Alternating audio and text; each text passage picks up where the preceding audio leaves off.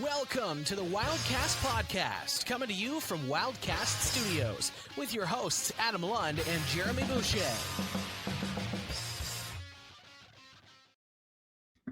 Merry Christmas. Welcome into the Wildcats Studios on Rogers TV for another episode of the Wildcats podcast, the Platinum Award-winning, longest-running QMJHL podcast, and we are the unofficial voice of your 2025 Gilles Couture Trophy champion, Moncton Wildcats. We are presented by Discount Flooring Center, a division of Fabulous Flooring, home to the largest variety of high-end, current, discontinued lines in hardwood, ceramic tile, laminate flooring, luxury model tiles, and blinds for immediate purchase. You can find them at 320 Collishaw Street or call them at 859-9909. As always, fan listeners, I am your elf host, Adam Lund, and I am joined by your favorite co-hoster, Mr. YQM, Mr. Starbucks, Mr. DoorDash, Mr. Jeremy Boucher. How's your Christmas shopping going now? Just finished it. Nice. Literally just finished it. All right. And all right. The wife you can't give it out, but no, the wife is settled. God love these online auctions here, where they say something's worth so much, but then you come and you cut in a little under the value. Yeah. Well, just finished the wife's Christmas shopping. Big win. Nice. Solid W on that one. When you can get that's something. not bad on the 8th of December. That's might be earliest. Yeah. Still got the stocking stuffers to do, but literally, here we are. Live reaction to me finishing my Christmas shopping for those watching on YouTube. And for those watching on YouTube, we are a live reaction of me not quite starting. Although Kiva's shopping is all done, thanks to my wonderful wife, Layla, who enjoys Amazon, and she just funds Amazon. With you going to Ontario, are you guys shipping? If you order from Amazon, are you shipping it? Yeah, everything's already shipped there. You guys are all flying, right? Yeah. So basically, we're not shipping any of Avery's gifts there because we're just going to come home and have kind of our own family Christmas. But like, oh really? Yeah. Like, so we'll have. But she's gonna have enough to open, right? Yeah. So we'll have. We're pretty much gonna have like 4 Christmases. Oh wow! Because we'll have ours, then we'll go to my parents, and then we'll be in Ontario. So there's like 3. I think there's 2 Christmases in Ontario that we go to. So a lot of turkey, lots of good eating. And just super pumped that everybody watching on YouTube and Rogers TV got to see my my reaction to finally finishing my Christmas shopping. Yeah, because before peeling back the curtain, before we were starting this, he's like, I gotta get this. I'm like, all right, well, wait. Now I just started. I'll just pay attention to my email. Live react. I thought it was gonna be at some point in the middle of a thought, but we got just our little 3 Christmas, and then Haley comes for the week after with her boyfriend. So we're gonna have a boyfriend. Yeah. Oh, the big dog's gonna let the boyfriend in the house. Well, I don't really have a choice. Either she comes with him or she doesn't come here at all. Make sure you show up to the airport with no pants on. Yeah, no, I've got some signs. No, he's a good kid. He's I say kid, they're 22 and 24. But he's a former military member. Nice. Good head on his shoulders. So my parents like him. They've met him. So that makes it a little bit easier, and she's happy, and that's really all you can ask for. But she's here on the 30th, we're going to the New Year's Eve game, and then we're doing Christmas on the Saturday with her. So it'll be my first Christmas spent with her in, probably I want to say about 15 years. Wow. Even when I lived there, I didn't get Christmas. That's crazy. Yeah. So tis what it is. For all of those that want to follow us in our Christmas adventures, don't forget to follow on our social medias: Twitter, Moncton Wildcats, Instagram, Wildcats Podcast, TikTok, Wildcats Podcast, as well on the YouTube. Don't forget to like and smash that subscribe button. It lets us know you like what we're doing, and click the bell. You don't want to miss any podcast post games. Plus, we have a live trade deadline show coming up next Tuesday. So you're not going to want to miss any of that with any of our friends from the Maritime teams. That's kind of it on what we're getting started with. No quick question on the show because we've got a guest later on today. So let's just get to some news and notes from around the queue. News and notes from around the queue. And news and notes from around the queue presented by Speedy Auto Service in Moncton on Mountain Road. Whether it's routine maintenance or major repairs, the team at Speedy keeps you safe and back on the road fast. My mother went there and got her winter tires on, and apparently she had to get 4 brand new ones or something like that. Yeah. And they quoted her a price. And when she showed up to pay, it was less than that. So she got the podcast discount. That's what we love. We love the Speedy folks. We love the folks at Speedy Auto Service. And with tire season here, now's the perfect time to book your tire swap and get a great deal on new tires. Locally owned, trusted by Moncton drivers, and proud to deliver honest service every time. Visit Speedy Moncton at 905 Mountain Road or call me at 506-857-2282, where great people provide great service. We kind of talked about this a little bit last week. Crickard seat getting awfully hot. To take a page out of Drew Bear's book. Who's hot seats? Who's the first coach? This and that. Guy loves talking coach firings. Oh, he loves coaches getting fired. Not even like just Q. Like I'll get NFL stuff. I got one today because the Buccaneers lost that trash organization in New Orleans. So I got that today. Well, you think they'll get rid of Bowles? You think they'll get rid of the coaching staff? Yeah, probably at the end of the season because that's not what they do. Dude loves coaching firings. But the Seadogs announced Travis Crickard is out as general manager. Trevor Georgie will take over as the general manager. Crickard will continue to be the head coach. I think this is the best case scenario for everyone. It allows him to continue to work with the team, focus on the team on the ice. Lets Trevor kind of, I don't want to say get them out of this mess, but kind of figure out a direction for this team going forward. I mean, you got the number 1 pick. You've got a young roster. I think we're going to see a few tweaks in terms of maybe a couple 20-year-olds coming in, maybe some new veterans coming in, and just try and build a different culture moving into next year. And hopefully Crickard gets the second half to see what he can do with that group. Yeah, because they gotta start making some moves here. Yeah. Not necessarily the trade period, but in the standings, because you know what? It's as much as we talk about that. If we were to face St. John in the first round, I'd be scared. Yes. Just because of how tight they play us. Yeah. And that's my only concern is if we have to face a team like St. John with Travis Crickard behind the bench, that's a series that would concern me. It's like, if we thought the Quebec series was tight last year, I mean, I would expect the St. John series to be, even closer, right? So yeah. I'm not a big fan of the double duty. I think there's a role for a general manager. I think there's a role for a head coach, and Trevor Georgie's obviously a great guy. Knows his stuff. Been around for years now. So it's also good to see him kind of back in that GM seat, and this also allows Travis to kind of focus more on the head coaching side of things, which he's obviously a very talented coach. He wouldn't have been behind the bench at U18s and all that if he wasn't a good. Yeah, he's been on Hockey Canada's radar for the past few years. Yeah, so. Exactly. I think that's kind of why you kind of want to keep him around, because they obviously Hockey Canada obviously thinks highly of him, and the Seadogs still think highly of him enough to keep him around. So he's the right guy. I just at this point I think maybe he was overworked a little bit, and the stress of the trade period coming up as well, plus head coaching might have got to him. So it's good to see that the necessary move was made, which obviously didn't result in firing. He didn't deserve to be fired. I don't think it was his fault at all. So, and I don't think, I mean, you can't really blame him. They didn't want to bring in a new general manager when he's been part of the head coaching with Stella and Georgie in bringing the players in. So to move him in-house without like really any experience, and I don't think he had much experience in that role. Can't really fault him in that. That being said, Jeremy and I, we will throw our hat in the ring to be the co-general managers of the Seadogs. Why not, right? Maybe. We'll give it a shot. Conflict of interest. Yeah, probably. But they're 3 points out of a playoff spot right now. It's not going to get really any easier for them. They got Baie-Comeau tonight. And then they go to Quebec, and then they go to Chicoutimi. So, and then I think they got Halifax twice or something like that, and us just after the break again. So it doesn't get any easier for them in terms of the schedule. Someone's joining Gardner McDougall on a road trip to Niagara Falls this Friday, and his name is Caleb Desnoyers. He was announced a Team Canada invite to the World Juniors. The roster was announced thoughts, surprises. It looks stacked. Yeah.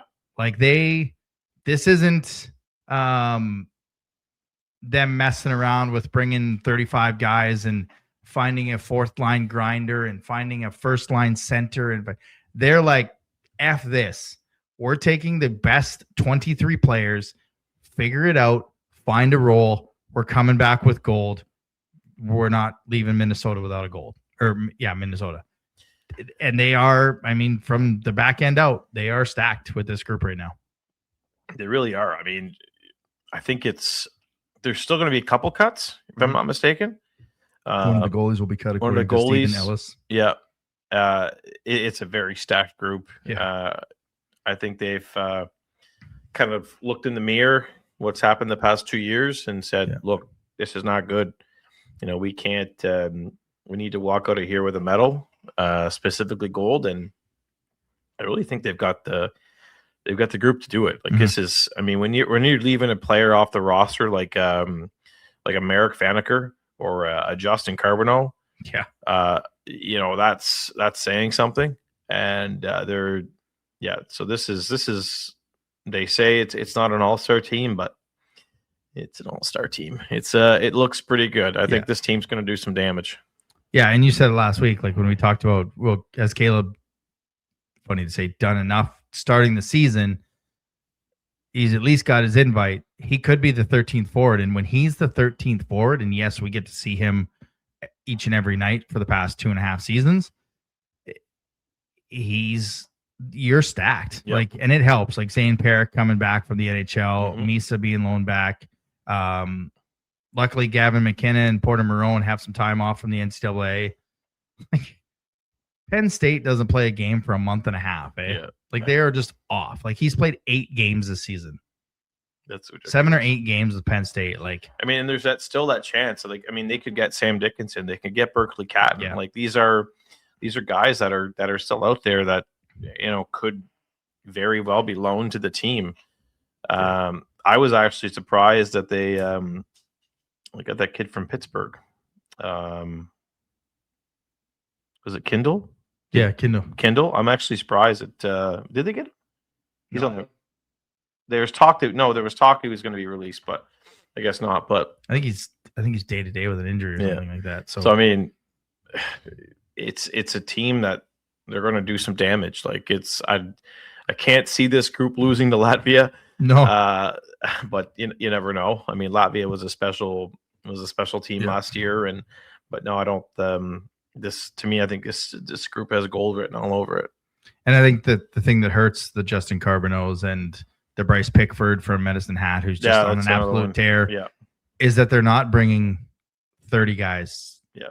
I mean, they brought 27, but 3 more guys, you might see Justin Carbonneau fight for a spot. You might see Bryce Pickford, who's having an excellent start to the year. Like, it's just, those are the guys that if we see NHL guys not come back, or had they not come back, we might have saw them. We might have seen them in this roster. But I mean, it's like I said, we're not going to not watch the World Juniors, but it's just another nice little incentive to have the captain there. And I think if he's the 13th forward and doesn't play a single game, just his presence in the room. Yep. Just his presence in the room, his character.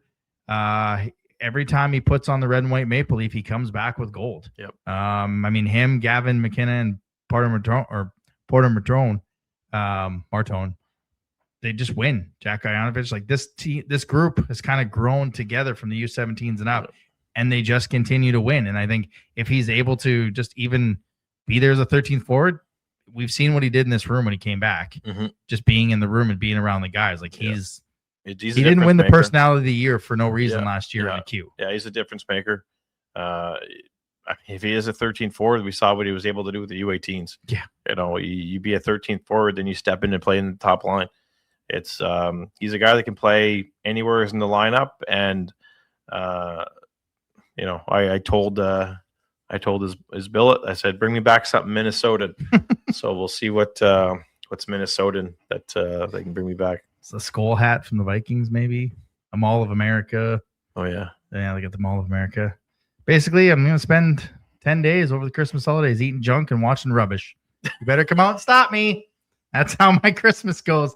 Danny Buckley has made the decision to leave the Wildcats organization over the weekend.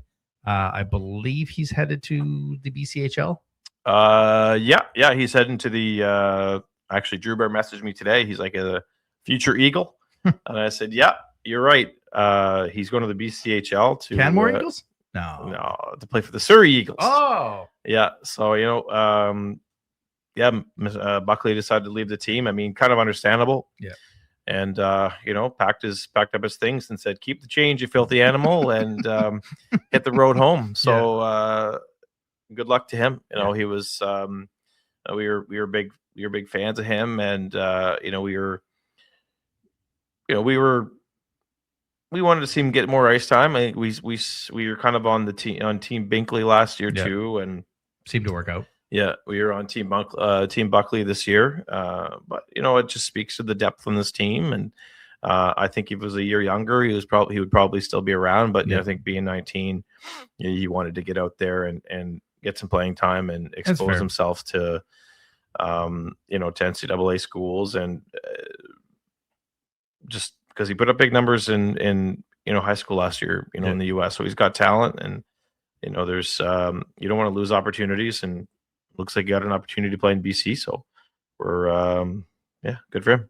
Yep. And that's the thing now is kids have the opportunity to go where they want, and that's the biggest thing. He came here, he tried it out. The depth was just too much to crack, and now he wants, now he has a choice to go to the BCHL. He didn't only have 48 hours to make that decision, and always wonder what it'd be like to play Major Junior. And who knows, from the BCHL, he could garner some interest from a WHL team that looks for that, and you facilitate that. So, all right, we had the team of the week. As aforementioned, Caleb Desnoyers, 3 goals, 6 assists in 3 games. Maxime Massé for Chicoutimi, 3 goals, 3 assists. Olivier Groux from St. John, a goal and 3 assists in 2 games. Alex Wang from Chicoutimi, 4 assists in 2 games. Mathis Gilbert from Baie-Comeau, 1 goal, 2 assists. And Jan Lars of Drummondville, 2-0, a .982 save percentage, 1 goals against average, and 1 shutout. Player of the week. You kind of figured his name was going to be all over this week. Caleb Desnoyers, 3 goals, 6 assists, a +4 in 3 games. He's just kind of been on a tear. And if you go back and watch the post game with him, I asked if he was back, and he said, "Yeah, and I got a lot more to show." And he's kind of proven that he's a different player. He's a much different player. And he's getting it. Yeah, it's coming around, and couldn't be at a better time. I mean, it's obvious this team is, I can say struggled in the first little bit of the first half, but I think ever since he's come back, we're on a different level. Aces in their places. Yep, I'll say that every day for the rest of my life. And if I learned anything about working McDonald's for 10 years, aces in your places. All right, everyone's second favorite part of the show. It's now time for the one and only Boucher's Team of the Week. Thank you, Johnny Rocket, as always. Team of the week, we are going to start with Justin Jaguar, Baie-Comeau goalie, who, let in 6 goals on Sunday, but 6 goals was enough. First win in the queue on in that thrilling comeback win for the Jaguar over Chicoutimi. He was like, "This is my house. I have to defend it." That's right. 6 goals. Who cares? As long as my team scores 7, we're getting a W. And the old 80s. I'll give up 6, but I'm not giving up 7. 6-7. That's right. I'll follow that up by saying I'll take my first forward, also from Baie-Comeau, Kieran Litterick. Yeah, he completed the comeback on Sunday with the overtime winner, which obviously allowed the Wildcats to propel themselves into first overall in the queue, which Chicoutimi only coming out of that game with 1 point. So we're going to go with aforementioned Alex Wong. 4 assists in 2 games. Shout out to Drew Bear for helping me out on that one. Oh yeah, he gave me that one. There was absolutely no league influence on that decision. Zip. Yeah, not a zilch. Perfect. And that's the third time we've mentioned Drew Bear. That is a record he's getting the first 20 minutes of the show. He's getting his Wildcats podcast pump up here. We're good Drew Bear fans here. Yeah. And Philip Veilleux of Val-d'Or. Like last year, he's quietly putting up some big numbers. He's now second overall in the league in scoring. I would not have thought that, but no. He's trailing Justin LaRose of Newfoundland. So I think Veilleux had like another 4. I think he had 4 points in 3 games, which kind of, again, he's up there. So again, he wasn't drafted last year either. Nope. So it was weird. No, I think he kept getting overlooked. Yeah. So I don't think it's going to happen 2 years in a row. It's kind of like a Connor Garland. You don't take me in first year, I'll show you. Yeah, exactly. Yep. And finally, because we are shorthanded, we've got a bit of a discipline problem on this Boucher team of the week here. Alex Mercier. Have mercy. Have mercy on that one is right. His 2 goals and 1 assist on Sunday gives him 200 points in the queue, but this is regular season and playoffs. Yeah. So he's at the 200-point plateau. And spoiler alert, I believe Thursday will also be a milestone. It will be a milestone event. Game for him as well. Yeah. So we have our graphic ready. We do. And we'll now we wait to see if the Wildcats also have their graphic ready. You know who you could put on the team of the week because it's your team and you can do what you want? Who's that? Richard Mercier. Rick. Rick. Yeah. For coming all the way to Moncton. Big Rick energy. Yeah, big Rick energy. He was there in Quebec for all of Alex's goals.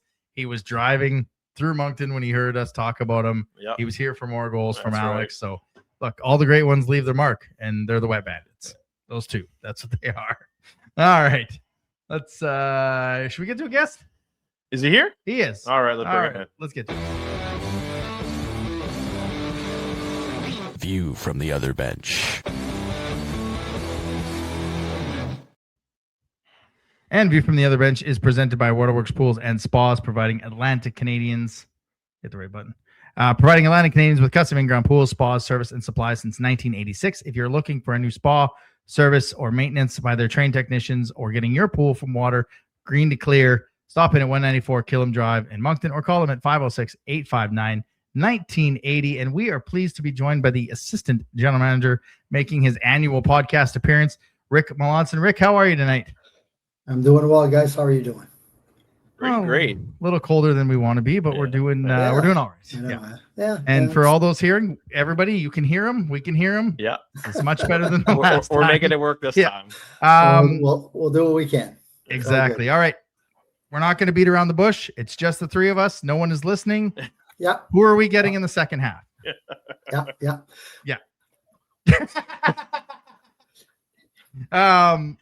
I mean, obviously, still not working, is it? Eh? Yeah, exactly. That was weird. Yeah, the audio was kicking out there for a second. second. Audio kind of let go there, didn't it? Eh? Yeah, no, my ears work now, so we're good. I guess before we talk about the roster and into the second half, yes. I mean, what are just your thoughts on this first half so far? To me, it kind of feels like 2 halves within a half. I mean, the first half, first month and a half or so was a bit of a struggle. Second bit of the month, kind of putting it together. Is that kind of how you guys see it in the hockey ops?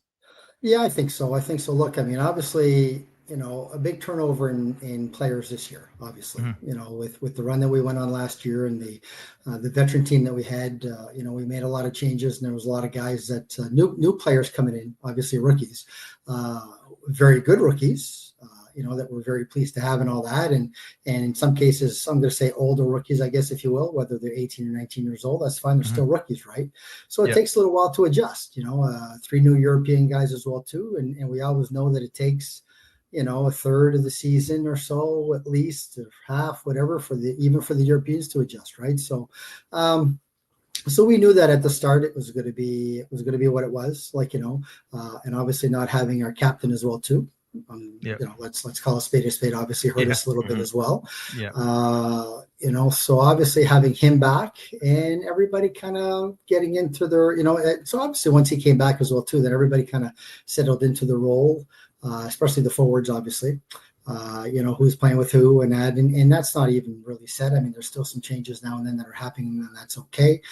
That's going to happen during the course of the year anyway. But but again, everybody just kind of settling in and knowing the role and getting up to speed with the game, with the queue. With Gardner as well too. Obviously, look, I mean, I was gonna say these Coach rookies, Mac practices. this is yes, Yeah. for sure, for sure. So, so I think it was all of that, just an adjustment and all that. And I know recently we've been playing a lot better. I still think that there's still another level. I think there's still another, a little bit more that we can do. But certainly happy where we are right now in terms of, obviously, list we're, as we speak right now, we're first in the league right now. So can't really say that we're disappointed with that, I guess. No, we'll take it. Yeah, we'll take it. That kind of leads right into my next question is usually when you win a championship, there's that junior hockey cliche where, the following season's always a down year, right? But that's obviously not the case here. Like, aside from ourselves, do you see any other surprises around the team, from the start of the season to now? Look, in terms of obviously, again, like I talked about the players that we brought in, Taylor and GMAC did a fantastic job this summer, identifying players and of course with the NCAA change, the rule change, that allowed us to bring in some of these guys as well too, right? So yeah, I know that, yes, usually after you win a league championship, usually there's a bit of a down and all that. But again, we were confident kind of going in. Going into the year that, look, we're still going to have a good team here, kind of conservatively kind of thought maybe top 5, top 7, certainly in the top half of the league. And then again, it was going to depend on how quickly we were going to change things around and turn things around and then kind of go forward. And again, you're just perfect at doing this because you lead into other questions we have. But obviously, this is not your first trade deadline rodeo. You've been doing this a long time. This is now Taylor's second trade deadline. But as we talked last year and we've talked before, the OHL has the 75 picks for one player kind of trades. The Q is synonymous for having the futures that come back at the trade deadline or at the draft. Do you see less of that quote unquote futures deal with some of the players that you may look to acquire or be part of a future like you used to that may have NCAA commits? So there's other things on that. Like this, does this new landscape kind of change everything? Like last year was your first trade deadline. Now it's your first with a new landscape. Does anything really change in that aspect? I don't know if it will or not, to be honest with you. And just like this whole year is a first year for everybody through this NCAA new landscape, like you said. I think this trade deadline, I think it's going to be a little different as well too. I think that it's going to be the first one, and again with the new rule and all that. Will it change with the futures? I really don't know if it will or not, to be honest with you. I know for us, look, the bottom line for us is that we're looking if we can add some players without mortgaging the future, well, then that's great. Okay. But we're not selling off, obviously. We're not, the guys that we have are the guys that we have. You heard it here first, everybody. I think that's pretty safe. I think that's pretty safe to say. I think, news. We're not selling. So, so again, it's really again, it depends on the trade. It depends on the partner as well too, right? What are they wanting? Are they wanting a player right now? Or are they wanting a player maybe later on? Obviously, if they're getting him later on, they may get a little bit more, but they may only get that player later on. Type of deal like that, or it might be again a pick or something like that that'll come back. So it really depends. Every trade is a little bit different, and obviously again depending on your trading partner, that may change too. With 2 weeks away from the trading periods, when do you kind of have a sense of who the buyers are going to be and who the sellers are going to be? Is that something that's kind of it's known around the league?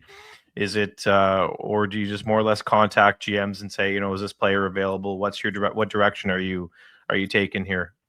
Yeah, some conversations are certainly happening now with the GMs and all that, and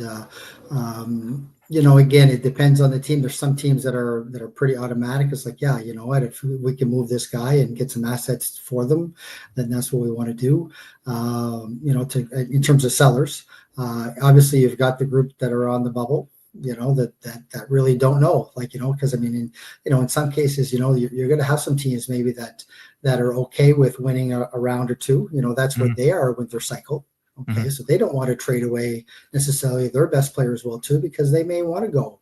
Again, if let's say if they've got a good 19-year-old and their team is maybe a little bit more younger, well, maybe they want to give that experience, right? That playoff experience to the young guys, and maybe that 19-year-old is going to help them win a round or two. So teams will, some of those teams will look at that as well too, right? Instead of doing, the entire fire sale, I guess, if you will, and that's tough. That's tough on a fan base, to sell off all your players and not have a whole lot left over. I mean, yes, you're building for the future, and it depends on where you are in your, in your cycle. But even at that, now the cycle has even changed. It's not the old 3-year or 4-year or whatever 5-year cycle, whatever your cycle is going to be before that. With this rule change now, it's a little bit different, right? So again, every circumstance is going to be a little bit different. And you were okay with those cycles if you put up a banner. Yeah, we put up a banner last year, so we were going to be okay with this cycle if that was what happened. Yes. And we've had GMs on this show before, and we know that deals don't come together this week or the week of the trade deadline. I mean, some do, but for the most part, when you're looking around the league and you're calling GMs and Gardner and the coaching staff are doing prep, is there a time where you may have kind of your board set on what you like and this and that, and then for example, Tessier comes up and he's like, hey, I saw this guy in this game. I think we should contact him. So you and Taylor go to work on that. Is that something that happens kind of last minute? Someone jumps off the page, or how much talk is there between the vision of Taylor and you and the vision of the coaching staff who has to, coach players on the ice? I mean, look, obviously it's a conversation amongst everybody. Yeah. Obviously, Taylor's going to have the last word on it, and GMAC does as well too. Big on this, obviously, because he's the one that's going to coach these guys too, right? Yeah. Look, we're looking around, and again, you kind of have a sense of who may be available and who may not be available. And again, obviously, you're going to make that phone call to find out if that player actually is going to be or not. Yeah. Then again, if they are, then that's where you kind of see, look, would a player like that fit into your team? You do a little bit of background check as well too on the player.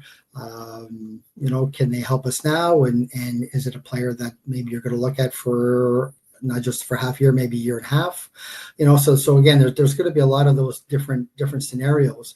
But yeah, look, you're looking at all the different players, and you're looking at again, who might be available and who's not available. Our coaches obviously watch a lot of video during the course of the year, so they've got a really good handle on players as well too. Taylor's out watching games. Our scouts are out watching games as well too.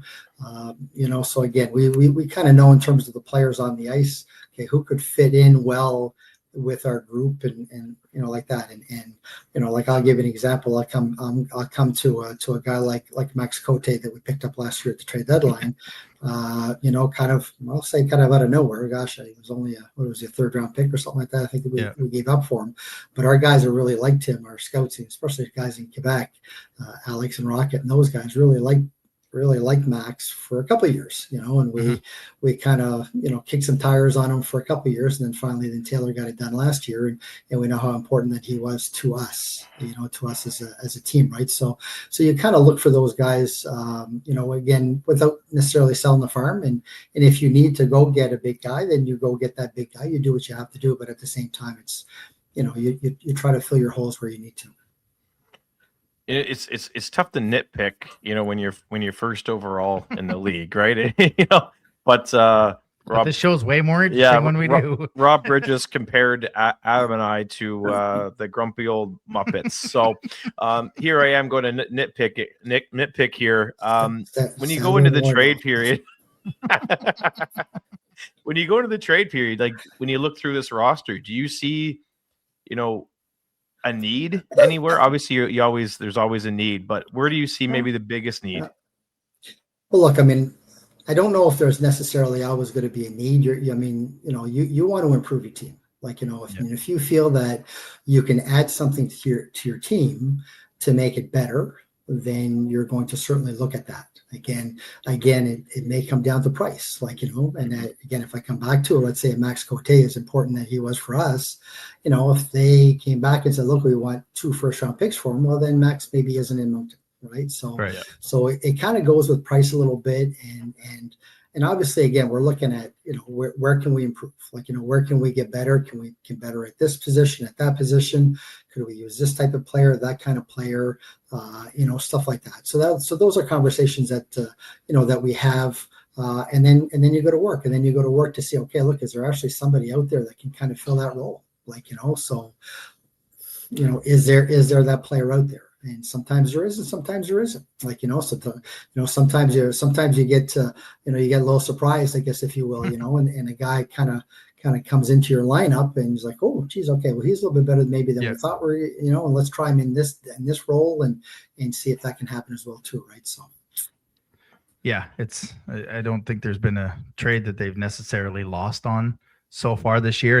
And you said it last year too, like, you may want player X, Y, and Z, but if he's a top line guy, is he comfortable coming to here to be a third liner, fourth liner, depth, or something like that? So yeah, for all those people listening at home, just because you want player X, Y, and Z, and Jeremy and I have lists of players X, Y, and Z, you got to have a trade partner, and other GMs want to make their team better too.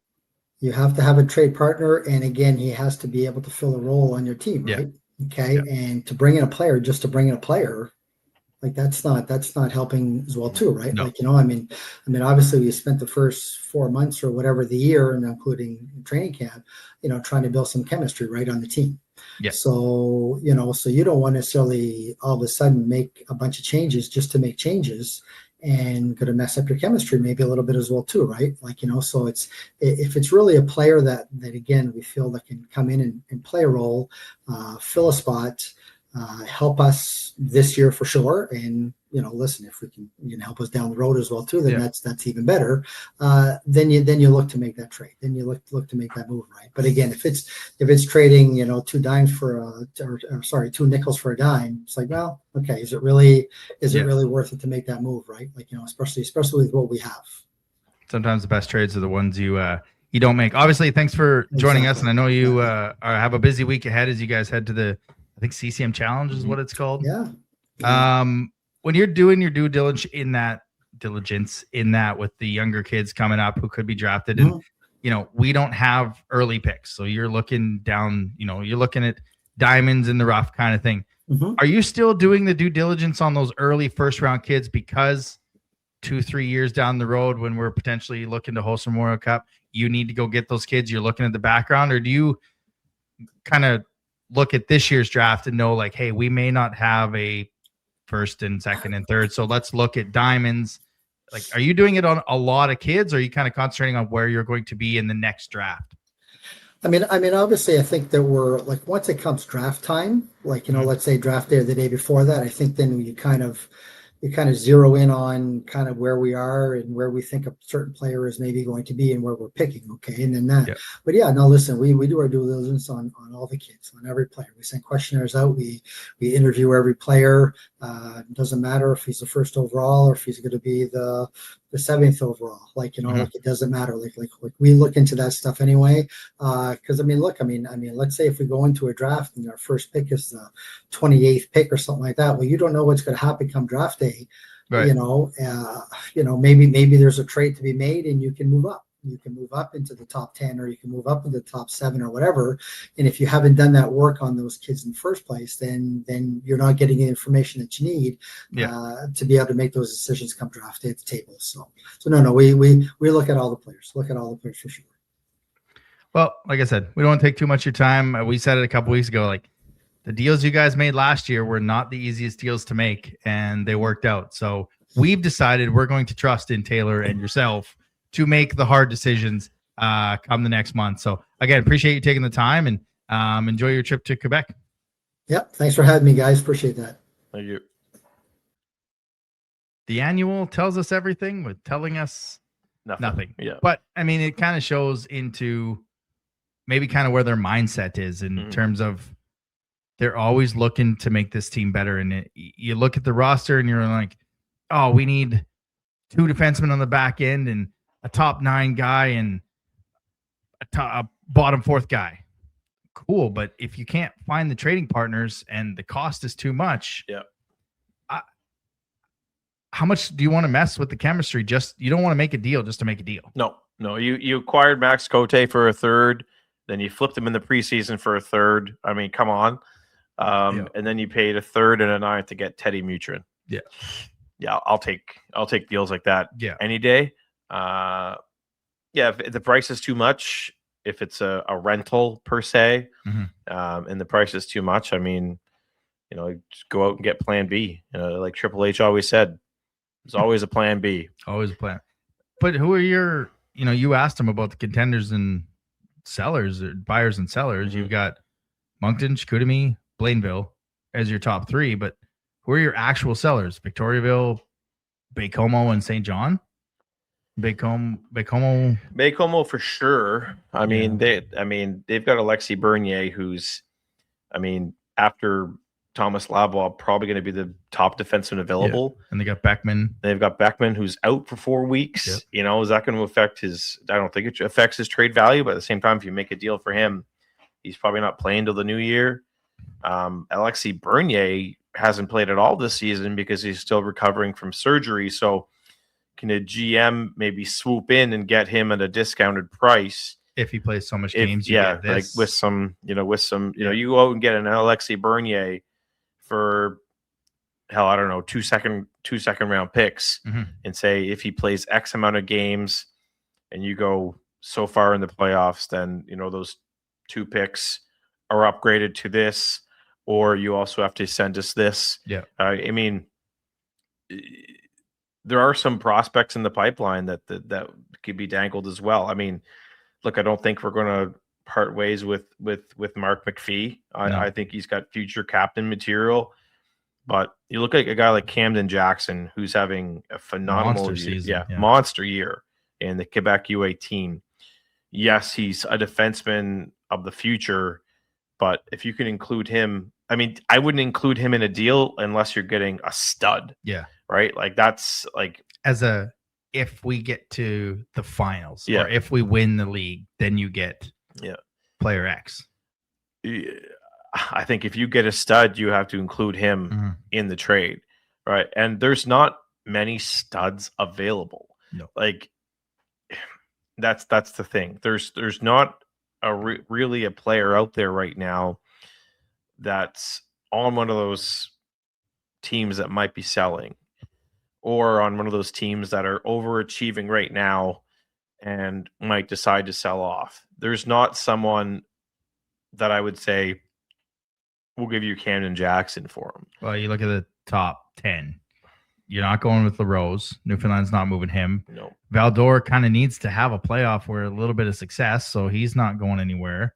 Miranda, I'm not really sure what they can be. I think they probably will sell off. Yeah. I mean, if they traded Bill Zonin in the offseason, they're overachieving right now, and I think Thomas Verdon would be an upgrade on many teams right now as a 20-year-old. We talked about Sam Beauchemin last week. Steiner. Yeah. I mean, I think he's a dog. I mean, I think you want to build a team around him. Is he a star that you're at 19 that you're putting Camden? And again, we're not wanting to trade Camden Jackson. This is just, it's not what we're doing here, but you got Maxime Massé. Well, Chicoutimi's not moving him. No. The 2 Russians in Victoriaville, they need to have some success. Yeah. Maxim Gorsol and Valdor, and then Alex Mercier at 9, and Blainville's got 10 and 11 in Aubert and Desjardins. So they're not being moved. They're not being moved. Like there isn't the stars of the league that there used to be. And we also don't have to wait for any trades either, because the guy that could represent the Q in the World Juniors ain't going anywhere. Right. So these trades are going to come down during it, but it's like Valdor, Gatineau, Victoriaville, they got to have a little bit of success. So those are generally the teams that kind of have sold off a little bit, but I don't know if they are teams that will continue to do that because they want to make sure they get into the playoffs. St. John's got to retool. So like they're not just going to sell for nothing, right? So it's where do you find these teams that are kind of convoluted in the middle that want to retool so you can get a Max Cote style player for your team. Yeah, and I think that's what I mean. Like I don't think you need much on this roster right now. No. You're with obviously total respect to Ronan, and I think Desi needs a winger. Yeah. Ronan has speed for days.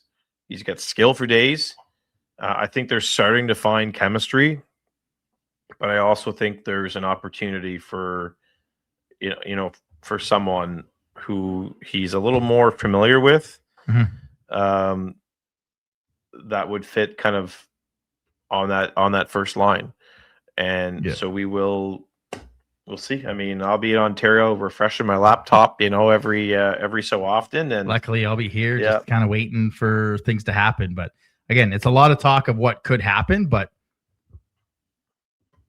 we don't know. Huh? That's a new one. That's a new one. Yeah. That's a new one. A lot of things that could happen, and we could spend the next half an hour talking about what team A, B, and C should do with team X, Y, and Z, and be completely wrong with all of it. So keep an eye on Newfoundland and Lucas Beckman. Yeah, exactly. All right, let's get into the Weekly Rewind.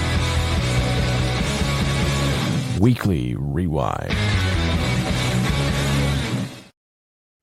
And the Weekly Rewind is brought to you by Alphas Appliance Solutions. Right now, they got the KitchenAid Black Friday sale. Save $200 when you purchase any 2, $300 when you purchase any 3, $400 when you purchase any 4, $500 when you purchase 5 or more qualifying KitchenAid major kitchen appliances. Qualifying purchases made now till tonight, December 10th. For those and any other deals, give them a call at 506-858-5111 or visit them at 25 Halifax Street or go online to alphaappliancesolutions.ca. The Wildcats put the dogs back into the pound. We did not let the dogs out. Exactly. They go 3-0 in the week, bringing the record to 19-6-2-1, 41 points on the season, which at the time of this recording has us in first place in the Eastern Conference, first place in the QMJHL. I would assume up on the top 10 rankings that don't really matter. Dave McKnight, please bring back the real CHL top 10 rankings. Thursday, 7-4 victory over the Seadogs in a 60-minute game that had 3 60-minute games inside of it. A great first period where they jumped out 4-1, an abysmal second period where they allowed the Seadogs to come back in. The only thing that was missing was actually who let the dogs out. And then a third period where they slowly kind of chipped away and ended up taking over for a 7-4 victory. Yeah, I mean, it's tough to really say anything different about that game. Like, they played 30 minutes. Yeah. 35, maybe. I'll give them that. And they were able to pull out a win. They had the pedal to the metal in the first period. Yeah. And in the early second, and then they're like, 3-goal lead. It's you could see it. Yeah. It's like, it's this. We got this one in the bag, took the foot off the gas. Luckily, they were tied. Yeah. It was St. John between Thursday and Sunday. They dominated Moncton. And probably 4 of the 6 periods. Yeah. The second and third on Sunday, the Wildcats took care of them. Yep. But it's that game Thursday night, I don't want another game like that. No. At the Avenir Center. I remember last season we interviewed Dylan McKinnon, and I can't remember which game it was, but they lost on home ice. Rimouski. Was it Rimouski? Yeah. Yep. He said, "We'll never play like that here ever again." Yeah. And he was right. I think they gave up 48 shots or like that. Yeah. And that was the game where 9 of them were sick, but no one made excuses for it. And that was the game where he just 30-second answers to the questions. And we were like, yep, we're going to get out of here. Yeah. They were PO'd. Yeah. And he literally said, he was like, well, we won't play like that ever again. Yeah. And I hope they don't play like that ever again.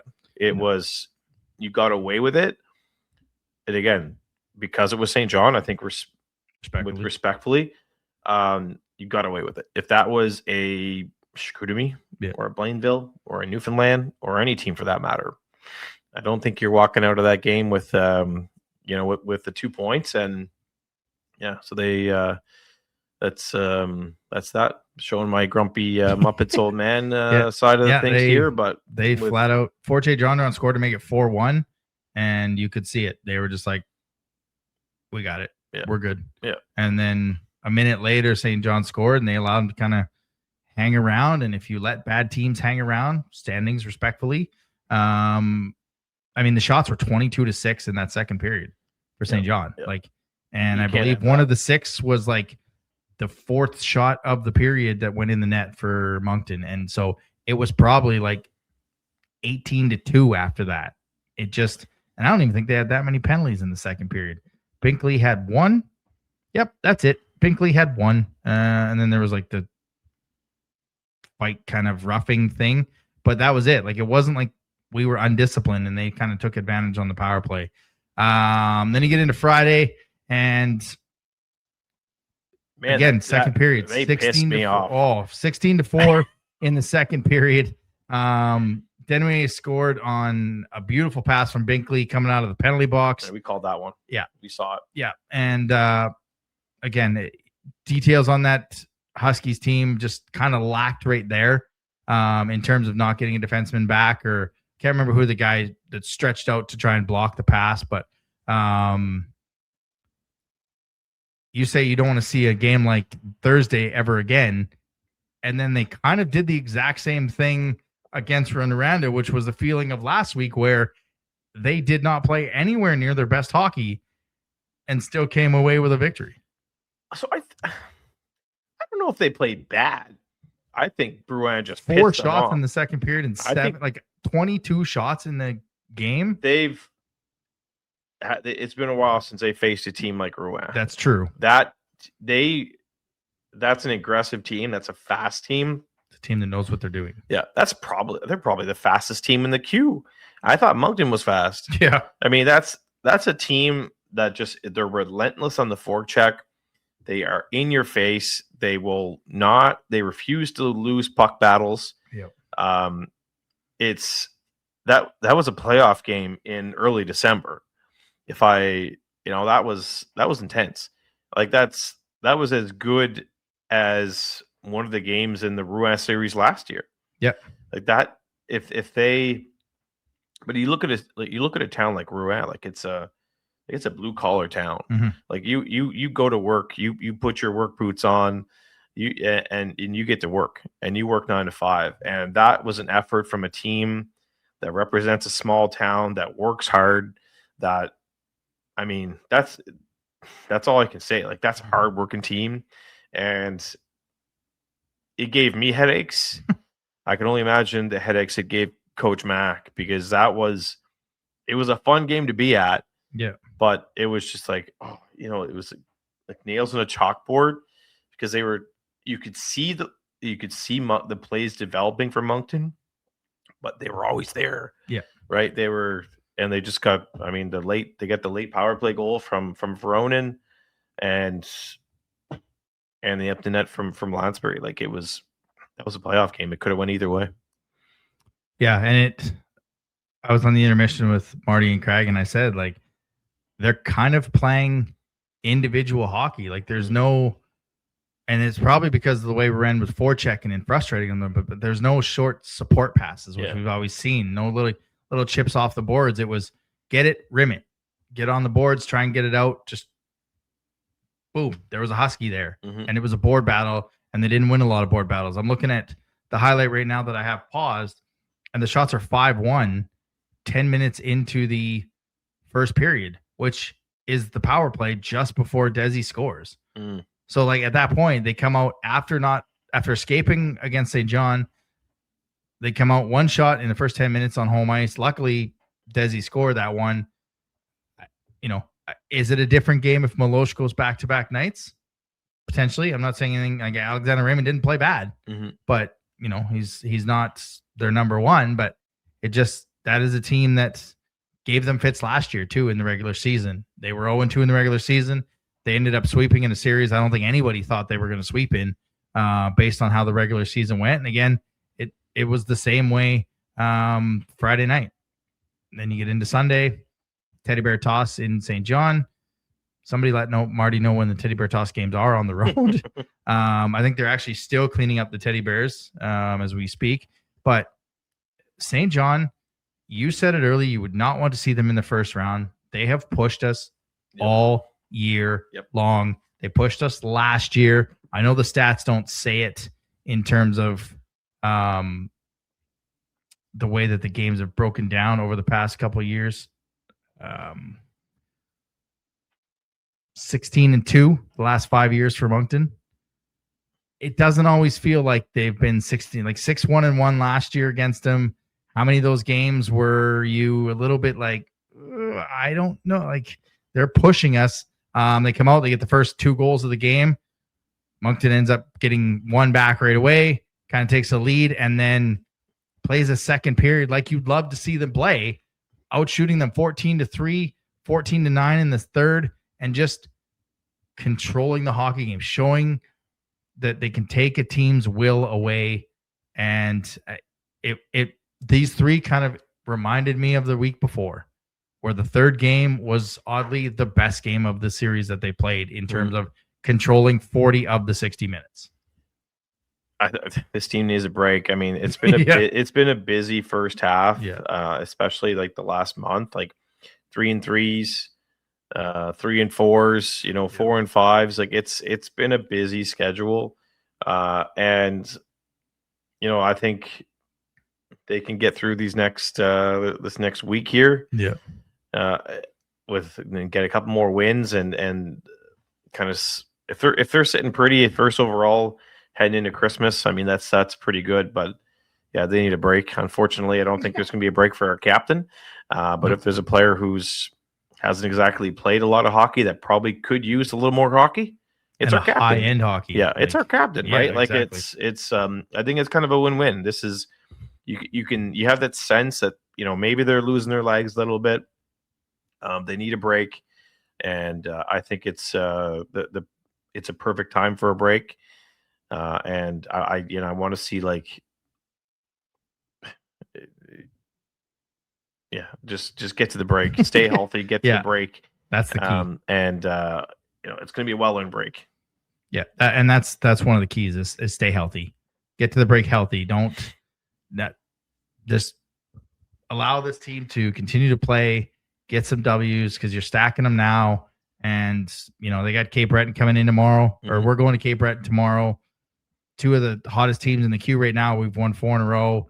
8-1 in our last 10. They're 7-2, 5-0. Like something's got to give. Something's got to give, and we don't play that well in Cape Breton. Yeah, they've kind of controlled it in Cape Breton, and then you've got Halifax on Sunday night, which is the toy drive game. So bringing new run kids toys. Yeah.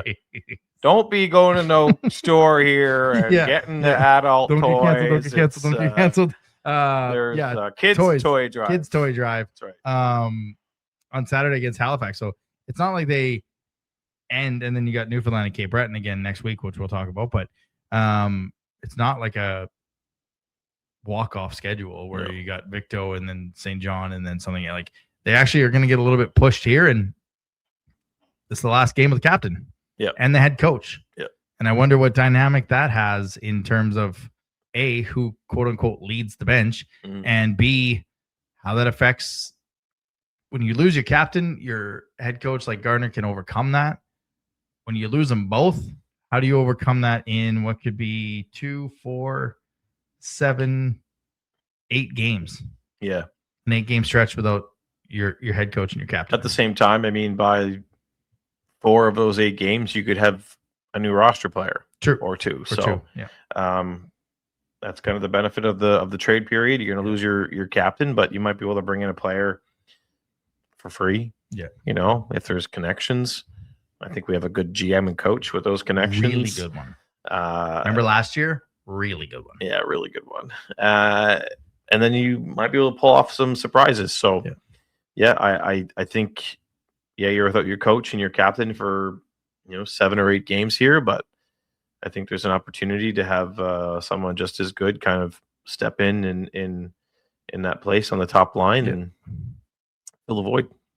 Yep. And then, we didn't know what Max Cote was last year. Yeah. We sure loved him come playoff time, right? So he played some good hockey. You ready for everyone's favorite part of the show? I am ready. Let's do it.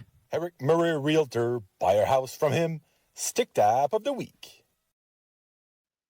All right. I meant to do this one last week, but I forgot. I'd like to give a stick tap to a fine gentleman by the name of Etienne Rouleau. He's formerly of the Wildcats, currently with the Calgary Flames. Kind of made a joke with him that I was hoping he'd find me some clothes for my son, some Calgary Flames attire for my son. And so I sent him a couple suggestions, and he stepped up and got them. Nice. And shipped them out to me. And I was like, yeah, I got my stuff. And I was like, how much do I owe you? He said, it's on the house. Nice. So I got myself, Bo got himself a Flames onesie with a pair of pants, actually 2 onesies, pair of pants, and a Harvey 2T. Yeah. It's my boy's. It's a big boy. Yeah. It's I've got a giant at home. Yeah. And a Harvey the Hound kind of stuffy. Yep. So with the tongue, not like when Buddy pulled it from McTavish. Yeah. Jerk. Yeah. So I meant to do this last week, and then he called me out in a little message there I got from him. So I thought I'd give Mr. Rouleau the stick tap of the week, and I said, if you ever need anything from the Roar store, you let me know. I'll be your hookup. So kind of an inside joke that I'm now his hookup with the Wildcats. So thank you so much, Mr. Rouleau. Christmas came early for my son. I still have to buy from, but that's okay. Yeah. But no, it's a little late on this one, but I wanted to get it in. Better late than never. That's right. The Stick Tap of the Week, sponsored by Eric Murray Real Estate with the RE/MAX Avante team. If you're looking to buy or sell a home in the Greater Moncton or surrounding area, make sure to check him out on social media or give him a call at 506-863-8802. And that brings us to the Wildcats Wildcat of the Week, presented by Rosemary Lynn Massage and Spa. Right now, they've got the teeth whitening available starting at $85. That gets you 3 15-minute sessions. Included in that price, you can add another 15 minutes for only $20. Don't forget they have the loyalty card where you buy 9 spa services, you get 1 free. Call them at 506-830-1224 or visit them at 153 McLeese as they're now accepting new clients. I mean, it can't not be him, right? Wild I mean, it had to be him. Wild Willie? Close. World Junior invite. Oh, yes. QMJHL team and player of the week.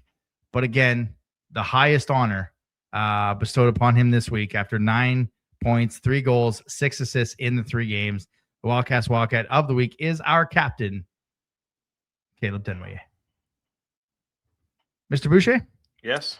I am not emotionally ready for Saturday. No, it's going to be it's going to be a tough one. For anybody who's watched wrestling for as long as we have, John Cena's final match and that you knew was coming. A lot of other guys have kind of had retirements, but against the ring general, Gunther, how do you think that's going to play out? Oh. I have an idea. I think they screwed his whole run up. I think they've screwed this whole retirement tour up. Do you want to hear mine first? Yeah. Okay. So here's what's going to happen. All right. If I'm sitting in WWE creative, this is what I'm doing. You're smarter than most of them. So John Cena comes down first. Yeah. And then he's waiting for Gunther. The camera pans backstage and he gets beat up. Okay. And everybody's like, what's going to happen? All of a sudden, on this day. Oh, you're calling Edge coming out? I see clearly. Edge against John Cena for his final match. Okay. I saw something on Twitter, and you going first, actually, the guy I work with, Cody, big wrestling fan. Fun fact, he was born when I was in grade 11. Yeah, I know, right? So old. Oh, it's the worst. So Gunther takes on John Cena. He defeats John Cena. Gunther raises his hands, which John Cena's opening the show, by the way, not ending the show. He's opening the show. Okay. And the rest of the show is like NXT and other guys kind of to promote the next level, yep. Which I get after the kerfuffle and the garbage with Goldberg, where they cut him off because it's network TV and he was all Goldberg-like, Bret Hart's favorite wrestler. Yeah. So they do that. He raises his hand, gets the flowers, kind of claps, maybe cries a little bit, gets teary-eyed. And then he goes to leave the ring, and all of a sudden you hear, "If you smell," and he comes out and he goes, "Your soul still belongs to me." And that's right. And I don't think it will happen but that's how I could see it. It was a tweet. It's not my idea. I'm literally reading it off a tweet from I assume this isn't Dirty Dom, but it's at Dirty Dom. And I'm like, I don't hate that idea. He may not wrestle many more events, but he can kind of still come in and out with it. I'd love to see Edge. I don't know how that works, but the other thing I saw online was like the Ric Flair style, where it's at the end and Ric Flair's crying and they just keep bringing his old rivals out and all this stuff. And it's going to be, I know people are listening going, you guys are losers. Like, wrestling's not real. Cool. Neither are movies. Yeah. You ever watch the Hallmark Christmas movies? Yeah. Get out of town. Yeah. You watch Avengers. Oh, I bet that's real. It's different. Like it's odd to, and I truly think still real to me, damn it. I think if he does actually walk away, I think he's honestly, truly going to walk away. I don't think you're going to have him come back in the Royal Rumble as a surprise guest. Yeah, I think it's done. Yeah. I think this is it. Like it's that's kind of why I'm thinking like something's going to happen. Like this whole John Cena tournament was a foil. Yeah. For Cena against Edge. Yeah. Or Cena against somebody. Because you always want to put over the guy that is the next guy, and Gunther doesn't need this. LA Knight needed it. Yeah. But thank God it wasn't Solo or something. And that's why I think they didn't. That's why I think they're going to do something different. Yeah. There's going to be something's going to happen where Gunther can't wrestle. And somebody like Edge or somebody that's had a feud with Cena in the past comes out. Say his name. And he appears. Imagine. Yeah. I believe in your hand, Ray. Which he scored for Team East in the Junior A Challenge. Right, he did. Yeah.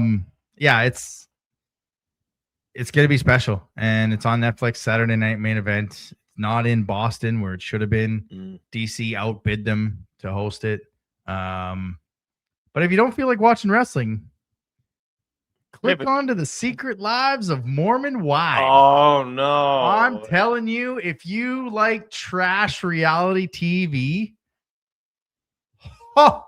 that is a show for sure. That's one of the shows. Honestly, you've seen the meme or the TikTok where the guy is standing there and he's like, this is how my husband watches TV. What are you watching? I'm not watching that. Turn around. And then it's like, well, hang on. What's Taylor doing? Well, why doesn't Taylor and Miranda and Chase? What? Like, okay, well, now I'm invested. And it's just, I haven't even watched season 1, which is apparently where you find out all the tea. I jumped feet first in season 2. And then I finished season 3 with Layla on Saturday. And it is something where if you think Love and Blind is spicy, whoo, yeah. Secret Lives of Mormon Wives is something else. Toy drive on Saturday. Yeah, toy drive on Saturday. Bring an unwrapped toy as well. Don't forget, we are doing the first annual Wildcats podcast warm head, hands, feet drive for the less fortunate. So if you want to donate toques, mitts, socks, winter coats, new or slightly used for adults. Here's one. Thank you. New adult for adults or kids. Stop in at 905 Mountain Road. This is the final week. It ends on Friday. And if you want to make a donation, hit us up, wildcast@gmail.com. I'm sure to make some item purchases for you. Again, it goes till this Friday. For Jeremy, I'm Adam. See you next week. Thanks for listening to another episode of the Wildcast Podcast. Follow us on social media at Moncton Wildcast.